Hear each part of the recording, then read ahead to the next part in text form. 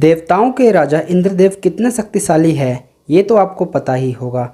जब भी हम इंद्रदेव की बात करते हैं तो हमारे मन में सफ़ेद दिव्य हाथी पर सवार और हाथ में वज्र थामे हुए एक शक्तिशाली देवता का चित्र आता है।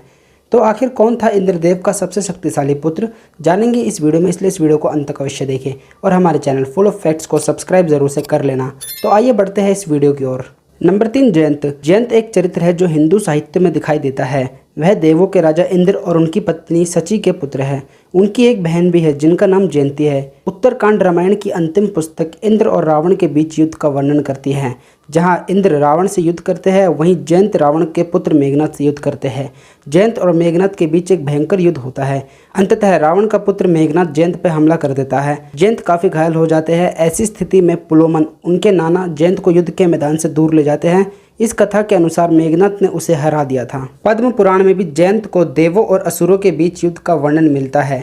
जब भगवान श्री कृष्ण और इंद्र के बीच एक भयंकर युद्ध होता है, तब जयंत का कृष्ण के पुत्र प्रद्युम्न से युद्ध होता है, जिसमें जयंत पराजित हो जाते हैं। नंबर 2, बाली। महाकाव्य रामायण में बाली किष्किंधा का एक वानर राजा था। बाली इंद्र के पुत्र, तारा के पति, सुग्रीव के बड़े भाई और अंगद के पिता थे। इंद्र का पुत्र बाली काफी बलशाली माने जाते हैं।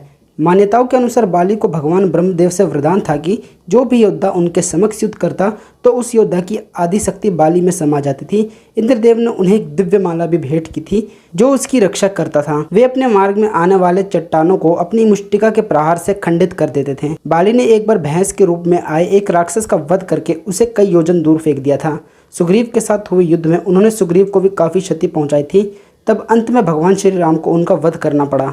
नंबर 1, अर्जुन। अर्जुन महाभारत के सबसे प्रमुख पात्रों में से एक है।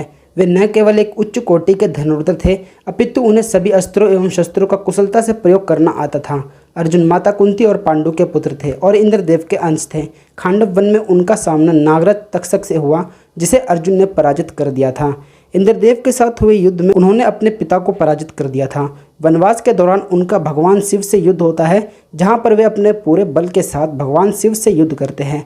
इस युद्ध में अर्जुन की हार तय थी। भगवान शिव उनकी युद्ध कुशलता को देखकर उनसे अति प्रसन्न हो जाते हैं और उन्हें वरदान के तौर पर अपना पशुपति अस्त्र भी प्रदान करते हैं। अर्जुन अपने जीवन काल में एक अपराजित योद्धा रहे हैं। भीष्म, कर्ण, भगदत्त आदि योद्धाओं का वध अर्जुन ने ही किया था। जयंत बाली और अर्जुन के सामने कहीं नहीं टिकते, किंतु अगर बाली और अर्जुन की बात की जाए तो शारीरिक रूप में अर्जुन बाली के सामने कहीं नहीं टिकते, किंतु अगर अस्त्रों एवं शस्त्रों की बात की जाए तो बाली अर्जुन के सामने कहीं नहीं टिकते। अर्जुन न केवल एक कुशल योद्धा थे, अपितु ब्रह्मांड के सभी अस्त्रों एवं शस्त्रों को वे कुशलता से प्रयोग करना जानते थे।